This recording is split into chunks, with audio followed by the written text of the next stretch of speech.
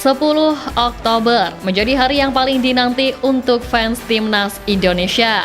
Pasalnya, ini menjadi hari di mana pasukan Garuda melakoni laga away melawan Bahrain. Tentu saja laga nanti diprediksi gak akan berjalan mudah, terutama dari sisi non-teknis. Sebab semua juga tahu kalau timnas akan main di suhu yang kurang lebih sama di Arab, serta akan menghadapi tekanan supporter tuan rumah yang hobinya main laser. Akan tetapi skuad Garuda tetap optimis bisa meraih kemenangan untuk kemudian menyambut laga melawan Cina dengan lebih percaya diri. Terlebih secara komposisi, tim ini sudah sangat siap walaupun Justin Hubner gak bisa ikut lantaran cedera. Dan soal Marten Pas, respect lah dengan pelatih FC Dallas yang mencadangkan sang pemain agar pas fit ketika bermain bersama timnas. Jika dilihat dari lini per lini, tentu masuknya Miss Hilgers dan Eliano Reinders dinilai akan membawa impact lebih ke dalam permainan tim. Dan Coach Shin, sebagaimana dalam wawancara menegaskan akan semaksimal mungkin untuk memanfaatkan kemampuan dari dua pemain Eredivisie tersebut.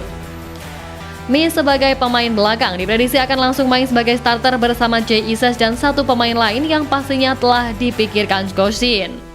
Lalu soal Eliano, kemungkinan ia akan main di winger kanan sebab berkaca dari speed, skill, serta visi bermain yang bagus yang dimilikinya.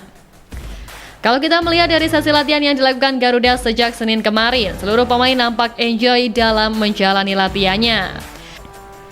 Marten Pas yang sebelumnya dikabarkan cedera pun juga terlihat aktif dalam simulasi permainan yang dilakukan. Tanya Miss, Eliano atau Pas, pemain berjuluk The Professor yakni Tom Hai juga nampak serius mencoba mengatur serangan di sesi latihan. Usai menemukan klub barunya Almer City, terlihat match fitness dan sentuhan Tom Hai kian apik dan jelas menjadi modal untuk bermain bersama timnas nanti. Nah intinya dari belakang sampai depan, kami optimis tim ini akan mampu bermain dengan baik. Hanya saja mudah-mudahan efektivitas golnya juga sebagus dengan build up-nya.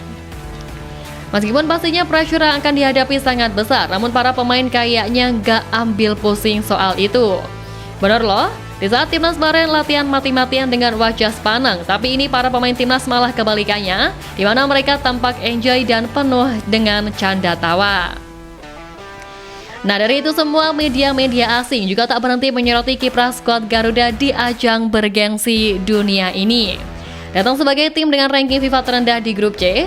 Terus kalau soal catatan, Indonesia sebenarnya juga lebih minor dari Bahrain, tapi media Malaysia heran kenapa Indonesia terlihat begitu menakutkan di hadapan Bahrain.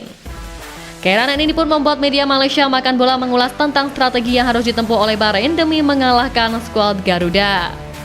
Ya, sebelumnya pelatih Bahrain Dragan Talacik tidak mau berhayal terlalu tinggi untuk membantai timnas Indonesia.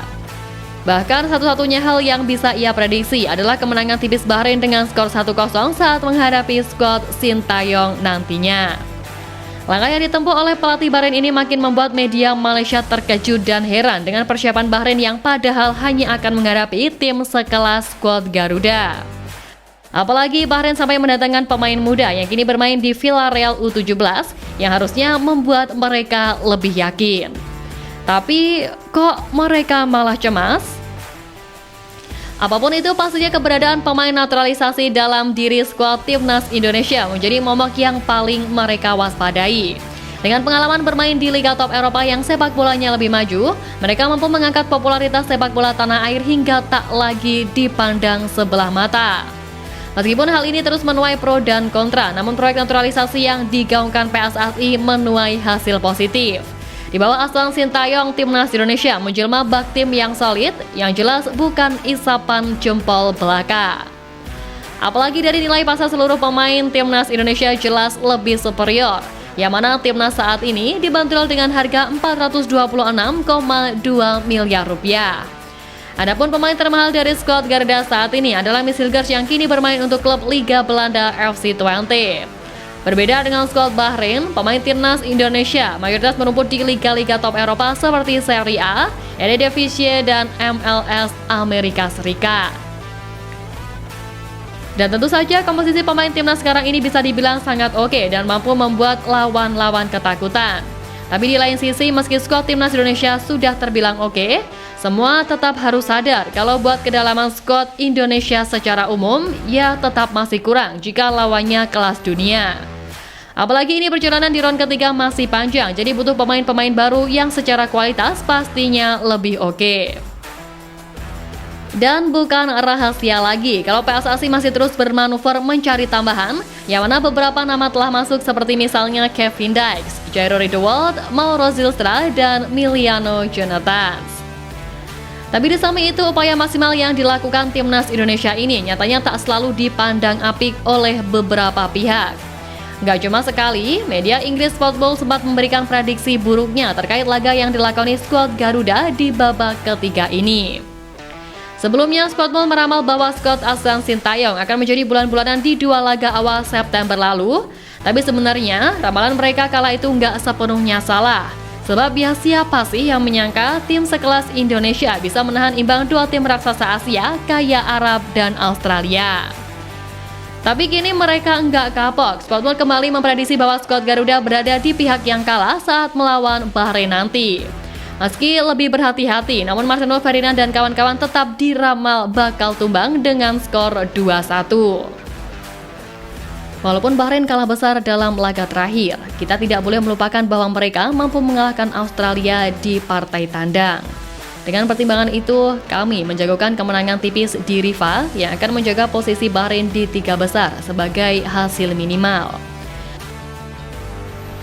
Tapi tenang, terlepas dari apapun, kita harus tetap merendah dan jangan tinggi hati buat PD Timnas Indonesia kita bisa langsung lolos ke Piala Dunia. Karena Coach Shin pun tetap ada target awal yakni posisi ketiga atau keempat, yang secara umum timnas kita pun masih dalam tahap berkembang, gak kayak tim lain yang mungkin secara tim lebih matang.